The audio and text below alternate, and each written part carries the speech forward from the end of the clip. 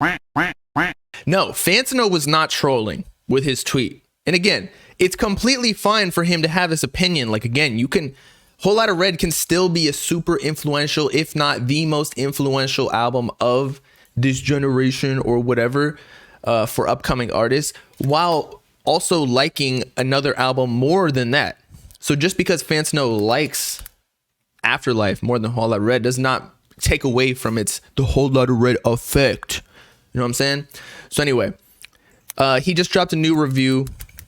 I think he compared Yeat to Kendrick Lamar, which I kind of see with what he was talking about with like the different types of voices, using them as instruments. But I think Yeat takes it into a whole nother level. But the needle drop, let's get it. That's not what I was looking for. All right, Yeat Afterlife album review. Look at this. When he does reviews, and no hate, but like on these other artists, like who is that? Who is this? Skrillex, okay. Skrillex is big. Tony Moly, like who are these people? But then he goes on Yeat in like 8 hours, already 100K, bro. Oh no! Hi everyone, Downthony Fantano here, the internet's busiest music nerd, and it's time for a review of this new Yeat album, Afterlife. This is a brand new LP from He's not comparing him to Kendrick, he's using him as an analogy, not the same at all. Do you know what an analogy is? It's a form of comparison. California rapper Yeat, who is currently one of the most notable figures in the growing wave of rage music, a dense, repetitive, and sometimes trippy subgenre of trap that's had an incredible amount of demand ever since Playboi Carti came out with records like Die Lit. There we go. He got the credit he deserves. Okay, let's go. As well as the more recently released and also pretty inconsistent Whole Lotta Red. There's been such a... He's already trashing it. In his head, he's already tweeting a whole lot of trash. Demand for it. Carti's been able to create this little cottage industry out of releasing music from far inferior artists doing pretty much the same thing on his own label. But recently there's also been a wave of upstarts experimenting with the genre around its edges. You have UK artist Lancey Foe, who... Okay, this goes back to what I was talking about before with the Whole Lotta Red effect. Even Anthony Fantano agrees that Carti influenced all of these people underneath him. So just because he likes an album more doesn't mean that he thinks it's more influential. Continuing. His new project had some pretty out there moments on it. Philly internet veteran Matt Ox has been dabbling as of late too. And of course you have Noah Oliver Smith, aka Yeat, who in terms of digital footprint has really been punching above his weight as of late through a combination of bona fide meme status and passion. How does he speak like this so articulate without a script? I can't do it. Cult fan base. The way this guy's music polarizes people, you would think his fan base is 5 times its size. But ultimately, I guess that's just an inevitability of exposing a piece of music to large swaths of people who were never really intended to enjoy it. Because despite its current popularity with the youth... I'm trying to digest what he was just saying. Yeat is huge within his fan base, and that's why, like, he may not have as many followers as like Don Toliver, but yeah, there's everybody who is a fan of Yeat is streaming it, or who follows Yeat is streaming the project, whereas a lot of people just, I don't know, they're casual followers of somebody and don't care about their actual product. They just know who they are because they're celebrities. Make no mistake, what Yeat does is niche. Many of his songs run more one-dimensional than hooky and dynamic. His lyrics aren't exactly substantive or intelligible a lot of the time. I think it's pretty fair to call out his music as being somewhat vapid. Plus the warped buzzing. Vapid? Bro, what does that even mean? Definition. Oh my God. Vapid. Offering nothing that is stimulating or challenging. Oh, so he gave it a light 7. What is it called? Spoiler alert. But he's shitting on it low key. thick layers of bass and synths and auto-tune vocals are not going to be for everyone. But with that being said, I can see the appeal behind Yeat's music too. For one, it's deeply visceral and intoxicating, just pure instant gratification with a side of disassociation. I can't really blame his audience for using his music to unplug from the harshness of a bullshit world they didn't create, even if they haven't fully rationalized as to why they're doing it. So Yeat's music is all that, and I'm also here to add, on top of that, I'm so flabbergasted how he is describing this album like it's beautiful. I'm not gonna lie. He brings in real world issues and describes how the youth is feeling with a side of dissociation. Like, it sounds like he's reading a blog post by someone who took 3 hours to write this. He's a genius. He's a melonhead. It's also genuinely weird and out there, especially on this record, even if, again, he hasn't fully rationalized why he's doing it. Now, unfortunately, in terms of reviews, I came to the Yeat party a little late. Like many, my big introduction to him was through last year's Too Alive, which, yes, had an instantly recognizable sound, but the redundant songs and unenthusiastic performances, combined with some muddy mixes too, held the record's full potential back by quite a bit. Then I agree. Looking back, Too Alive wasn't the greatest project, although Afterlife is amazing. And so was Up to Me. Expanded edition of the album pretty much made. I feel like Too Alive was kind of just like the first commercial album that he released to get his name out there, but like artistically, it wasn't anything crazy. It was just regular Yeat music with like the alien sounds, and then Afterlife is where it's, like, people are saying he's peaking, but who knows? He'll still continue to go up potentially.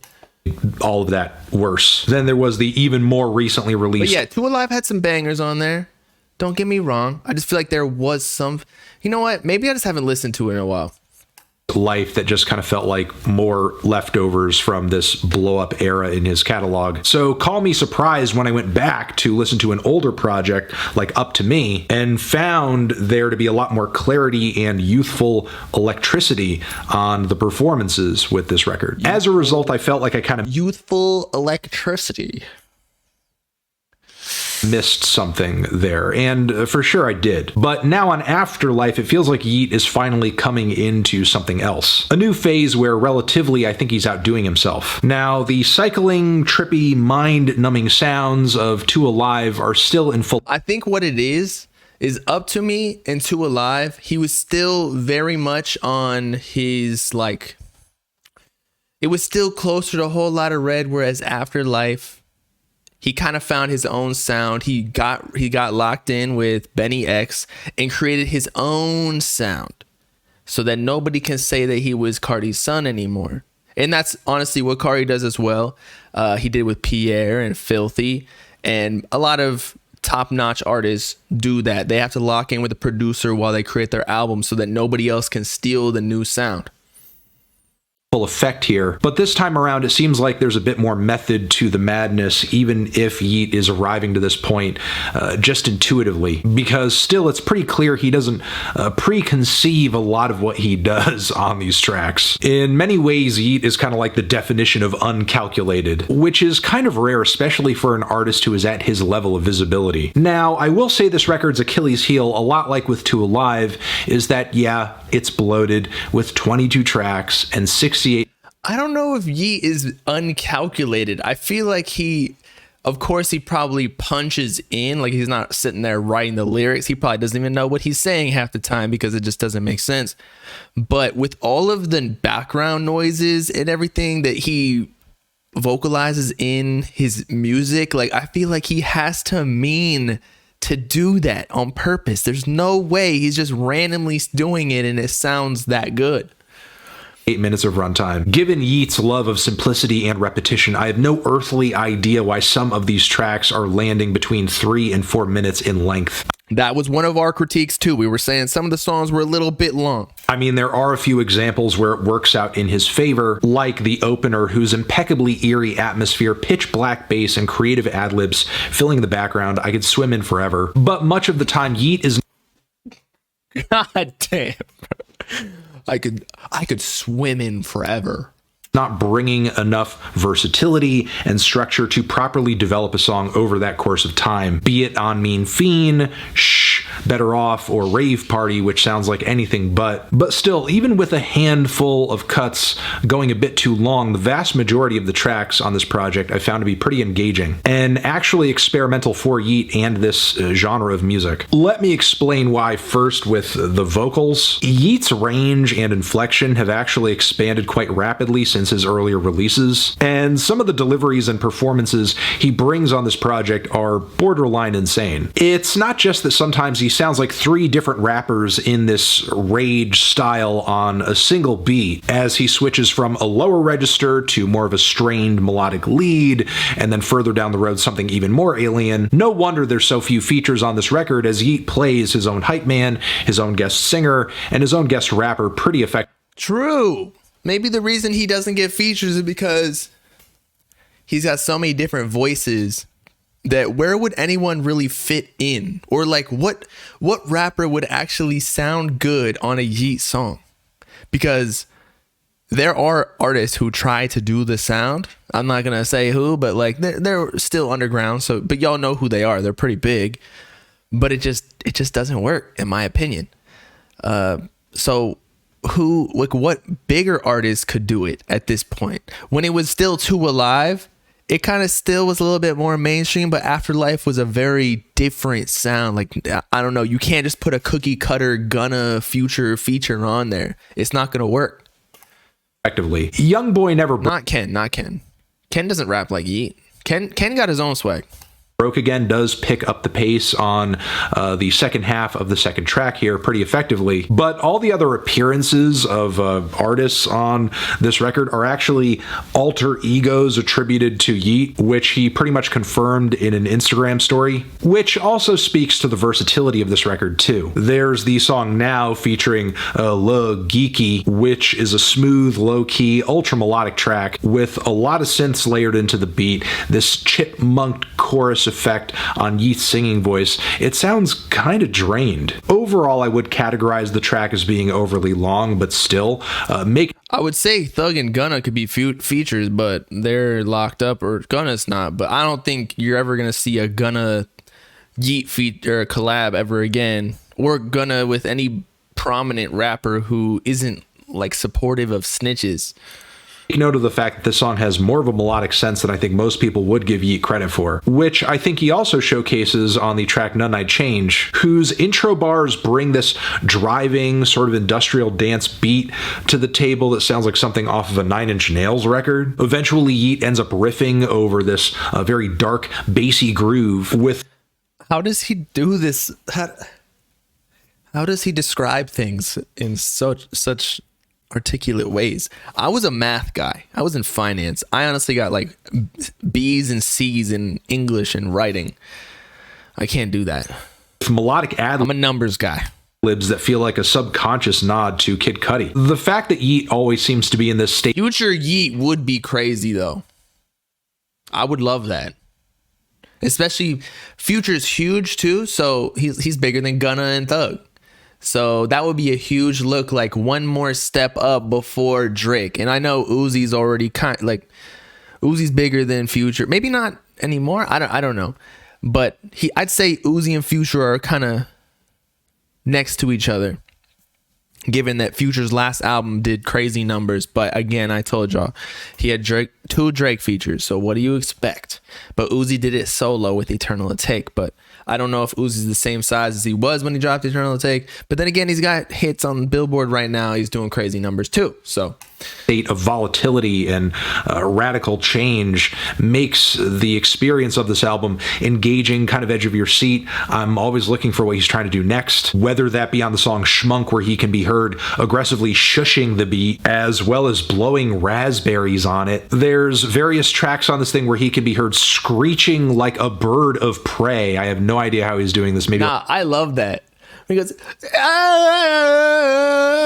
in the background. He kills it. The way that it sounds so weird, but it just sounds controlled at the same time. And it works in the song without just sounding like a you know what? like Yeah. I'm so sick right now I can't even make the sound. Ugh. There's lots of muttered and growled bars on the track Mean Fiend, a whispered ASMR flow on the cut Watch, which is contrasted eventually with the sound of, well, I mean, obviously it's Yeat, but it seems like he suddenly embodied a cotton-mouthed old man going on a rant. Not to mention all the times on this thing where Yeat is making all matter of weird, wild, out there sounds with his mouth, dousing them with effects. With his mouth, pause. And just filling the backgrounds of these tracks with them. He's a man of a dozen voices at this point, like Kendrick Lamar, except instead of switching his style up for some kind of narrative point, Yeat is doing it just to be a silly goose, seemingly. But yeah, there's some pretty versatile highlights on this thing, be it the cold-blooded banger Slam, which is loaded with Slam, I'm telling you, that was one of the best songs on there. These deep register flows and Taco Bells on the instrumental. I also love the way that Yeat Taco Bells rides the beat with a mostly high-pitched and raspy flow on the song How It Go. He kind of he's on the beat a few times too, and I can see why, because he is being a bit funny about it, saying that he's stacking. That was the Talking Ben part, right? Bills like Cosby. No, bro, you don't want to be like Bill Cosby. You don't want to be like Bill Cosby in any way. Meanwhile, Heavyweight is legitimately one of the catchiest songs Yeat has dropped so far, with these infectious repetitions. Was that the one that he produced? I don't know if I liked Heavyweight. Of woo, painting a bassy trap beat and really airy hypnotic chord changes. Riding in the Tonka, it's a heavyweight champion. There are some spots on this LP where Yeat really experiments outside of his comfort zone too, and it goes over better than expected. Yes, like on the previously mentioned None Night Change, but there's also the sort of introspective and vulnerable Back Home too, where Yeat can be heard giving a pretty impassioned and compelling performance over some acoustic guitar chords. There's also the closer Myself, which shows that Yeat cared about the flow of this record and how it sounded at the end of it, which, again, for this style of music, you don't really expect. But much of the track... See, that's what I'm saying. Usually when you're a new artist like this, albums are just compilations. Afterlife was actually like a put together cohesive project. He had an intro and a nice little outro. If you got those, you're already like 80% there. Now you just got to put a bunch of good songs in between. There's more to it, but still. The track is filled with these sad, strummed, watery electric guitars, some punchy drums as well. It's kind of like he's doing a depressed little indie rock boy kind of thing, and vocally it works. But let's be real, where did he get the influence for all that? Or wait, did Life drop before No Stylist? No Stylist release date August 12th. Okay. Life, Yeat release date September 9th. Okay, so he got it from Destroy Lonely, my guy. Be surprised given the popularity and success of the recent Yachty project. Plus the strings that bust in at one point on this track. Is this a Smashing Pumpkins song? As far as redundancy goes, I wouldn't say Yeat is fully reformed. There are cuts here that do see him kind of chasing his own tail, be it... You're right, he didn't make Life in just a month, but at the same time, you could say the same thing about Destroy Lonely's No Stylist. Like, Lone didn't just make it in a month too. But yeah, I'm not saying he stole it or anything. I'm just saying that like Lone was kind of like the first guy on it. You're allowed to be influenced, guys. I'm not just trying to say everybody's a biter. Okay? Stop getting offended. On those songs that drag on or on Demon Tide. But I still think Afterlife is Yeat's most creative and versatile project to date, and legitimately neat and daring, even if it's not likely to transcend far outside of the obsessed fan base for this type of music. Feeling a strong 6 to a light 7 on this one, Transition. Have you given this record a listen? Okay. Did you love it? Did you? So I found some other ratings he did on Twitter. I think it was like DS2 by Future, which is a legendary project if you haven't checked it out. It's for the OGs though, so play at your own risk. But it is one of the greatest trap albums or mixtapes ever, which was a light or strong 6 or a light 6. So he's rating Yeat Afterlife over DS2. So he thinks it's better than DS2. Although I think a lot of times, I think he did it over a Kendrick project too, or at least the same rating. It was Damn. Damn was also a light 7. But as I was saying, I wonder if Fantano ever comes back to projects and re-listens to it to give it a new rating, or how he's feeling about it after it's digested a bit, because it's hard to rate albums when you first hear it, because I don't know, you could just be in a bad mood, or like you're bored or tired and you think it's not as good, but then later on, like months later, you find that it's super catchy when you heard it in the right mood while you're working out or something, you know what I mean? He did a revisit of Whole Lotta Red. He needs to do it to more albums as a reviewer, in my opinion. But yeah, Light 7 is actually really good for Fantano. He does not give strong ratings at all. Remember, for X, I think he gave like a 0, Ken Carson. And then Destroy Lonely, he gave him a 1. So to give Yeat a 7, and I'm pretty sure he gave Love is Rage 2 like a 4. Probably gave Whole Lotta Red a bad rating. I don't remember what he gave it back in the day, but it was definitely less than Light 7. So, hey, man, I don't know if the cosign from Anthony Fantano does anything, but we'll see how it ages. Like milk, or like some nice, I don't know. I was going to say some nice titties, but at the same time, titties age poorly as well. Next, 20 years, they're sagging to the floor. I had a music teacher who literally, she had to put a belt around it because they were sagging so much. He gave Astroworld a 8. The first time I listened to Astroworld, I thought it was really long, but also I really loved Birds in the Trap Sing McKnight. So, and that was like less features. I don't know. I just didn't like all the features on Astroworld, but yeah, it's a solid project. Travis Scott's like one of the greatest artists in the world. So can't hate on it.